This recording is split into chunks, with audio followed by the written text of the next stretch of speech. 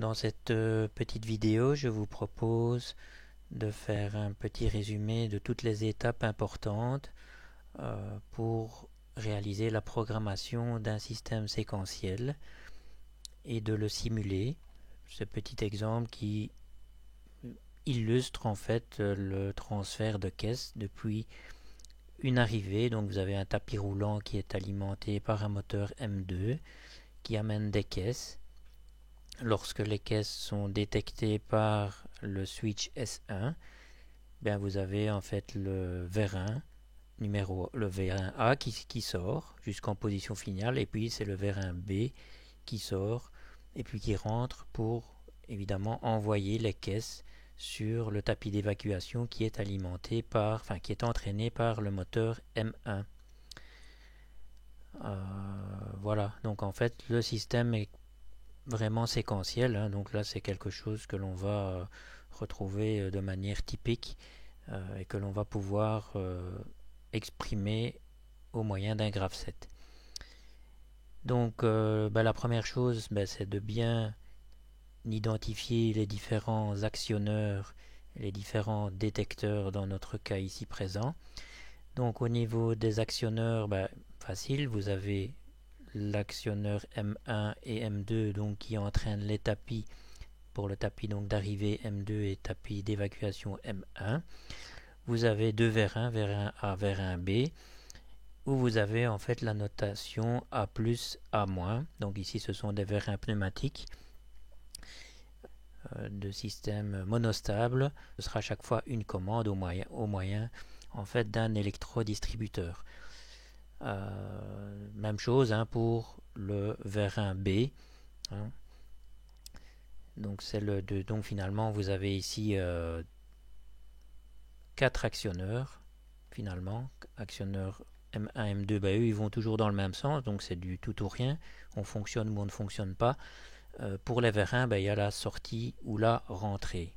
Même chose pour le A et le B. Alors qu'est-ce qu'on a d'autre? On a également les détecteurs ou les switches. Hein. Ici, ils sont représentés par des limit switch ou des fins de course. Alors, ça pourrait être tout autre détecteur de type proximité, inductif, capacitif, optique, etc. Ils ont été numérotés ici de S1 jusqu'à S5.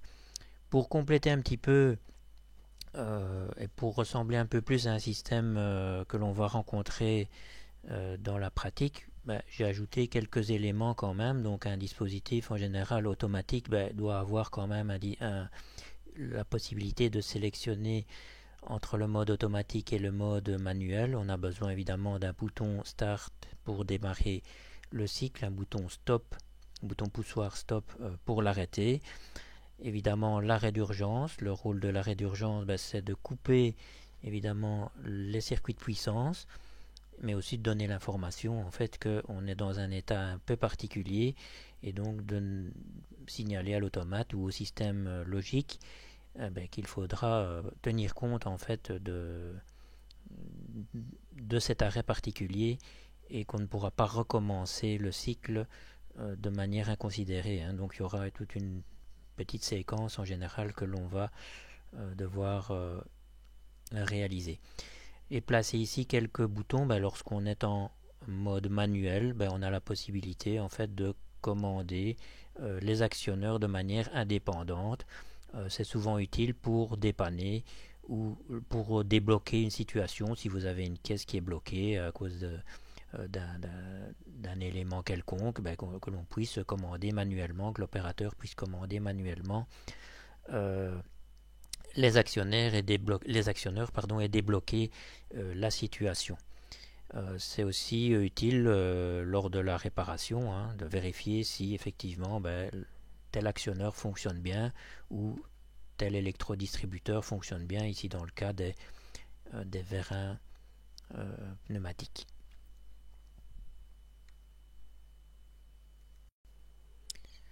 Voilà, alors une fois qu'on a bien compris le processus, ici évidemment c'est une animation disponible sur des petits simulateurs, sur internet, sur des vidéos, etc. Il est bien évident que dans la pratique, c'est le client qui va vous décrire son processus avec ses mots à lui. Je vais dire, ça peut être décrit déjà sous forme d'un premier graph-set général, mais ça peut être du français, ça peut être des dessins, ça peut être toute une série de choses. C'est pas forcément aussi simple que lorsqu'on voit cette animation en fait. Alors donc une fois qu'on a, donc ça c'était pour la petite parenthèse. Alors une fois qu'on a bien identifié les différents actionneurs, détecteurs, boutons, etc., donc tout ce qui pourra entrer, tout ce l'on va devoir contrôler par notre système logique, notre système de commande, eh bien on va formaliser en fait ce qu'on appelle les entrées et les sorties du système par ce qu'on appelle le bilan des entrées et sorties. Alors ce bilan, en général, on essaie de le faire avec un tableur de manière à ce que vous puissiez calculer automatiquement le nombre d'entrées et sorties très rapidement, et ce qui va nous permettre de choisir au final le système logique. Donc tout ce qu'on fait, c'est donc des colonnes avec, on va identifier les différents actionneurs, par exemple, ici, donc moteur 1, moteur 2, ils ne fonctionnent que dans un sens, donc évidemment vous allez avoir un contacteur qui va être commandé pour alimenter ce moteur. Il ne fonctionne que dans un sens, donc il n'y aura qu'une seule commande, une seule sortie digitale au niveau du système logique. Même chose pour le moteur M2. Par contre, pour les vérins, les vérins peuvent entrer ou sortir de manière bistable, donc c'est-à-dire avec un électrodistributeur qu'il faudra commander à l'entrée ou à la sortie. Donc ça veut dire que pour un seul actionneur, vous aurez deux commandes possibles. Voilà, donc une fois que vous avez établi le bilan, ce qu'on appelle le bilan des entrées-sorties, donc vous avez identifié à chaque fois le nombre de sorties digitales que vous allez avoir besoin pour commander votre système et le nombre d'entrées digitales, même chose. Donc au total, ça vous permettra au final de commander et de connaître un petit peu l'ordre de grandeur des entrées-sorties que vous allez avoir besoin donc pour éventuellement commander un dispositif ou pour pouvoir utiliser un dispositif existant que vous avez en stock. À partir de là, eh bien, dans notre cas, on a bien sûr affaire à un dispositif essentiellement séquentiel, donc on va continuer l'analyse en dessinant le graph-set en fait, de votre dispositif. Alors ici, je vous ai proposé une solution, mais évidemment, ce n'est pas la seule. Vous pouvez avoir plusieurs points de vue, on peut avoir des différentes solutions possibles. Je vais dire... de manière générale, vous n'avez pas une et une seule solution, même si le dispositif ici est relativement simple. Malgré tout, vous pouvez avoir plusieurs cas de figure. Alors, pour l'exemple ici, j'ai décomposé la séquence en plusieurs cycles. Donc, le cycle principal qui ne reprend en fait que la commande des vérins, vérin A, vérin B, en considérant en fait que les moteurs M1 et M2, à partir du moment où on se retrouve en mode automatique, eh bien ils tourneront tout le temps, tous les deux.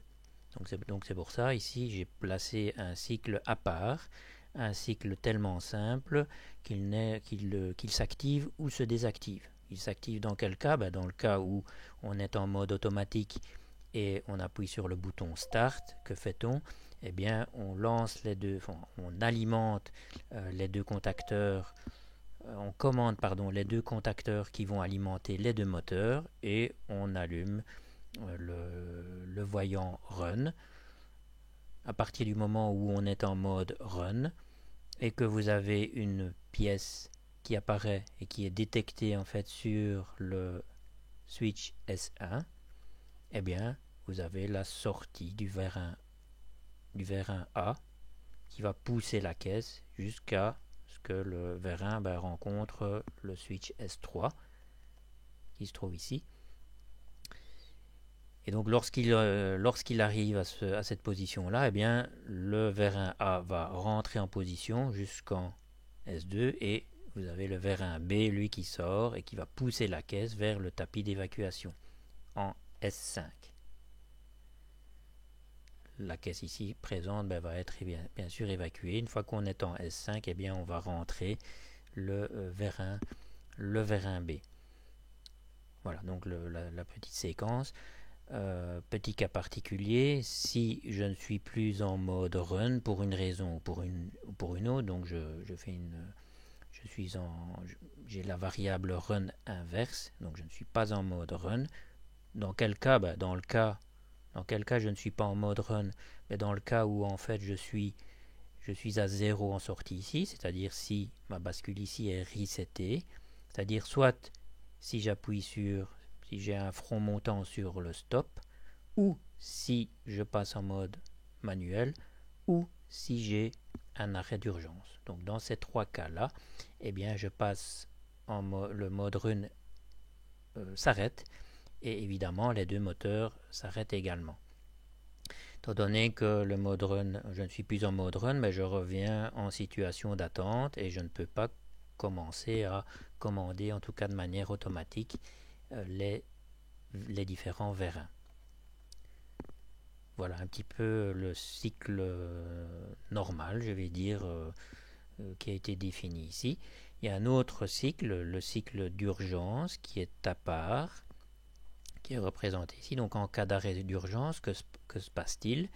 En cas d'arrêt d'urgence, eh bien en fait la première chose c'est qu'on va afficher qu'il y a un défaut. Je me rends compte ici que le voyant défaut n'est pas présent. On a oublié de le mettre. Donc il faudrait rajouter ce voyant défaut et le remettre en fait dans le bilan des entrées-sorties, étant donné qu'on l'a fait en Excel ou en calque, ça va aller très vite. Mais bon, simplement signaler que vous avez un arrêt d'urgence avec une signalisation visuelle ou audible, enfin ça j'ai envie de dire voir les deux.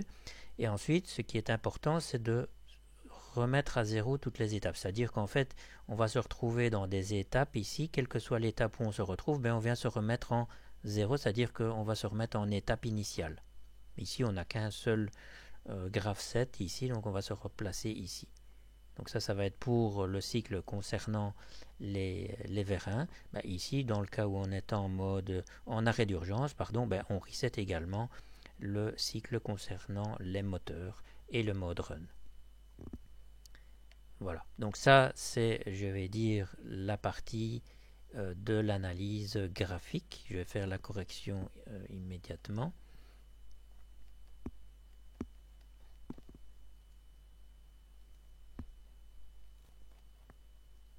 Voilà. Alors, quelles sont les particularités peut-être? Donc, simplement, pour quitter le mode d'arrêt d'urgence, lorsque vous êtes entré en mode d'arrêt d'urgence, outre la signalisation et la remise à zéro des étapes, donc on repasse à l'étape initiale, en tout cas pour le cycle principal, et on éteint, enfin on reset notre bascule RS ici pour le cycle moteur. À partir du moment où vous avez un défaut, la convention en industrie, c'est que évidemment que l'opérateur vienne enlever l'arrêt d'urgence. Ici, dans notre cas ici présent, il n'y a pas de détection particulière par rapport à, je vais dire, d'autres types d'arrêt d'urgence. Il n'y en a qu'un seul, c'est votre bouton qui se trouve ici. Donc, l'opérateur va déverrouiller manuellement. Il est interdit évidemment que le système puisse repartir sans que l'opérateur ait acquitté le défaut. Donc c'est pour ça que vous avez le bouton poussoir ACK pour Acknowledgement ou acquittement. Donc il faut en plus que l'arrêt d'urgence ait disparu et que l'opérateur appuie, donc donne une impulsion sur le bouton ACK. Donc à ce moment-là, on n'est pas encore reparti en mode automatique. Pour repartir, eh bien, on réappuie une fois sur le bouton Start pour quitter définitivement, pour quitter la phase, je vais dire, d'arrêt d'urgence, et ce qui permet, en fait, à partir du moment où on est en Start, et automatique bien sûr, eh bien, de repartir et de continuer le cycle automatique. Alors l'étape suivante, évidemment, ça va être de retranscrire en fait nos graph-sets sous forme qui va nous faciliter la programmation, c'est-à-dire sous forme d'équations logiques. Alors la méthode qui est employée, donc c'est en fait une méthode qui va transformer votre analyse graphique en équation, donc c'est un algorithme d'implémentation du graph-set. Alors au niveau des questions générales, donc quelle est la philosophie générale qui est prise, c'est en fait de définir chaque étape que vous allez retrouver dans le graph-set. Donc chaque étape correspond à ce qu'on appelle un bit d'état, que l'on va définir comme étant x indice i, qui sera unique pour chaque étape aura son bit et interdit d'avoir deux étapes qui auront le même numéro. Alors, deuxième point, on va considérer en fait que le bit d'état est à 1 lorsque l'on se retrouve dans l'étape en question. Donc x1, ça veut dire que je suis dans l'étape 1. Je peux être à la fois, vous voyez ici, il y a deux graph-sets réellement, ils vont avoir chaque étape va avoir des numéros différents. C'est des graph-sets indépendants, mais qui travailleront dans le même programme et donc qui travailleront de concert. Donc chaque bit d'état sera associé à l'étape.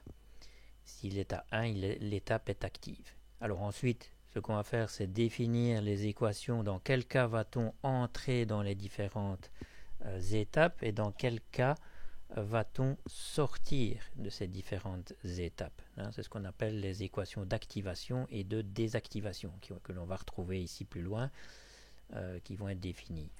Ensuite, eh bien, on va se dire dans quel cas va-t-on commander les différents actionneurs. Ça, c'est la troisième partie que l'on va retrouver ici. Alors, les états d'activation, comment va-t-on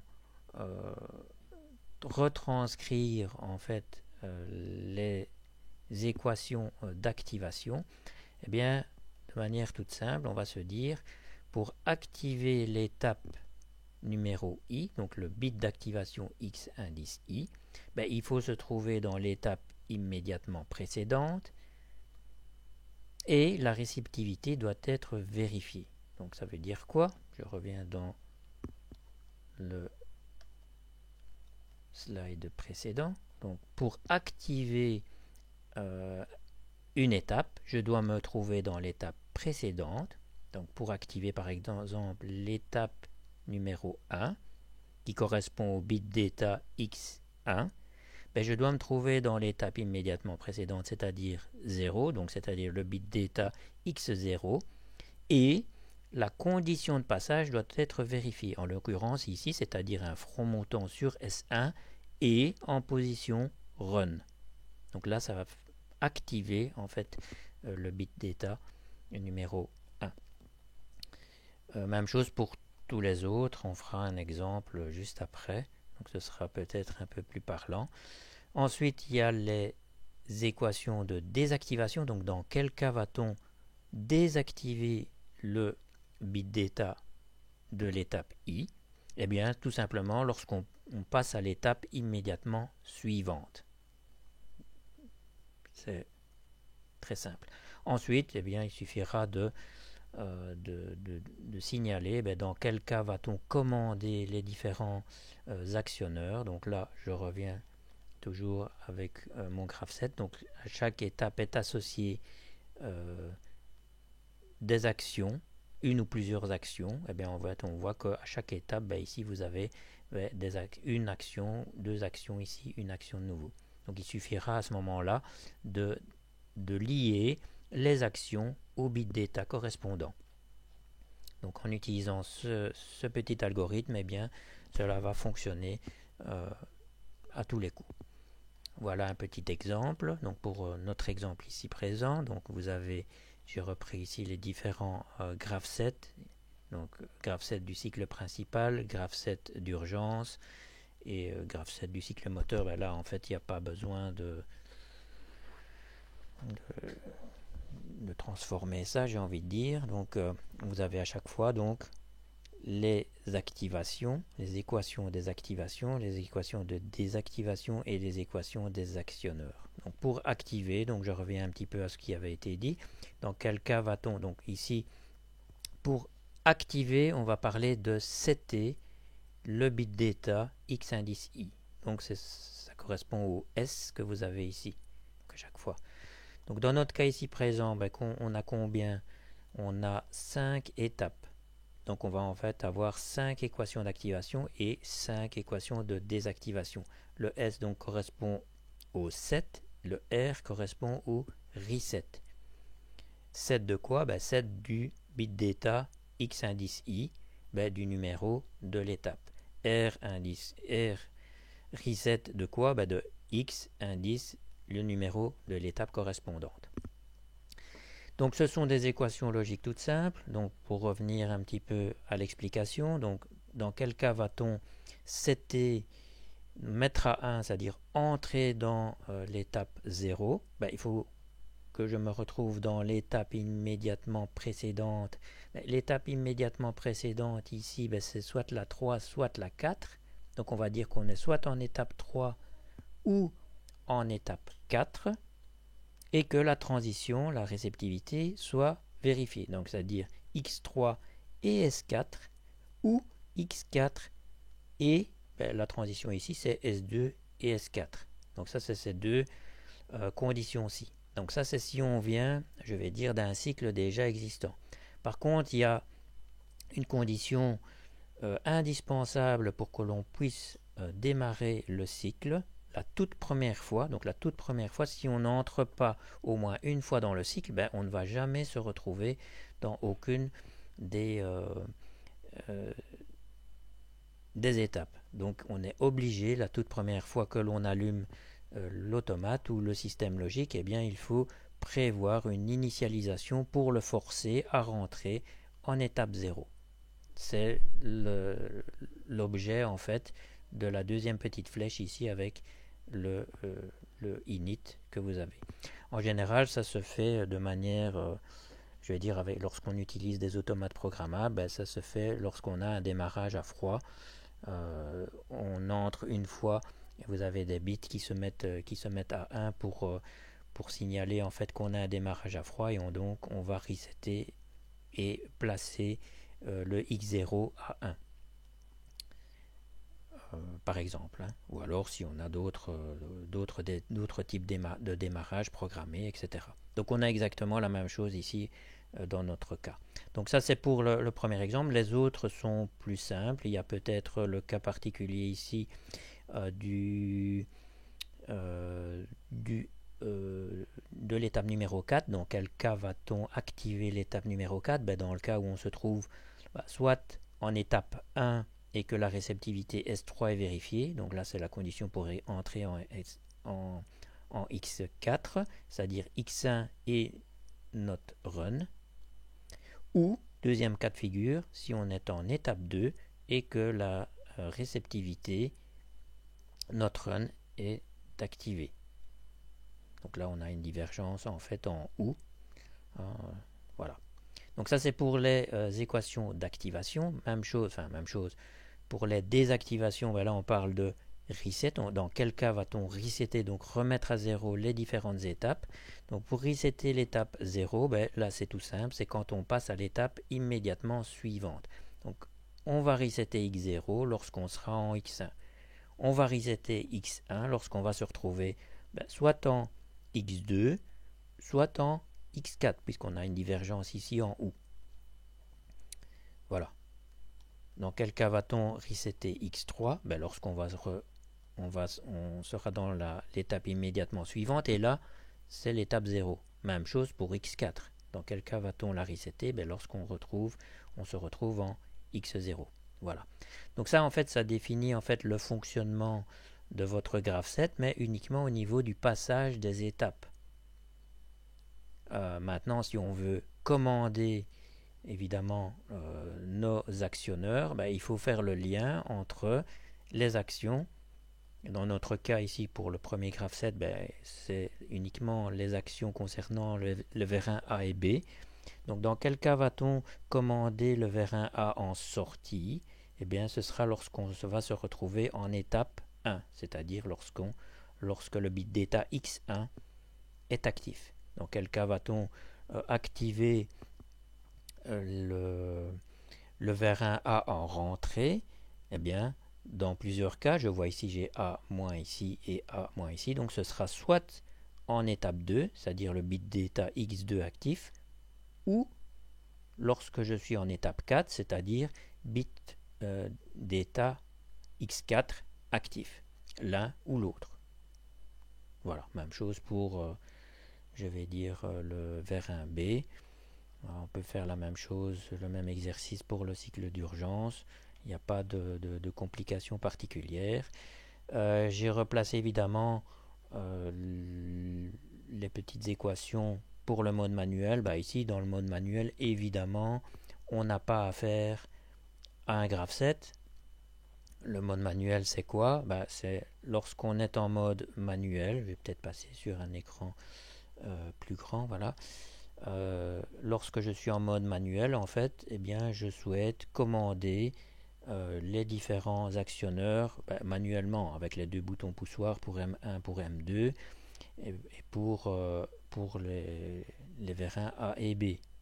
D'accord. Donc il n'y a pas de point particulier, simplement si on regarde, je vais commander le moteur M1. Dans quel cas? Lorsque je suis en mode manuel et que je ne suis pas en mode en arrêt d'urgence et que j'appuie sur le bouton poussoir M1.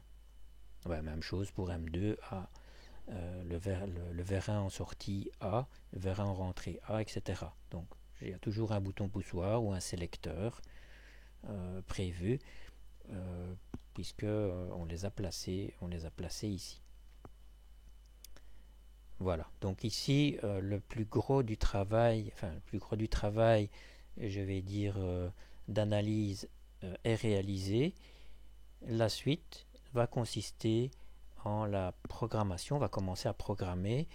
Alors il est fréquent que parfois on est en phase d'analyse et on n'a pas encore le matériel. On ne va pas pour cela attendre forcément que le matériel arrive pour que l'on puisse commencer à programmer. Il arrive fréquemment également que l'analyse soit faite et que le client n'ait pas encore décidé de l'automate ou du système logique que l'on va venir installer. Donc pour gagner un peu de temps, il est possible, il est préférable même de commencer à programmer sur un simulateur pour vérifier que l'on n'a pas oublié quelque chose.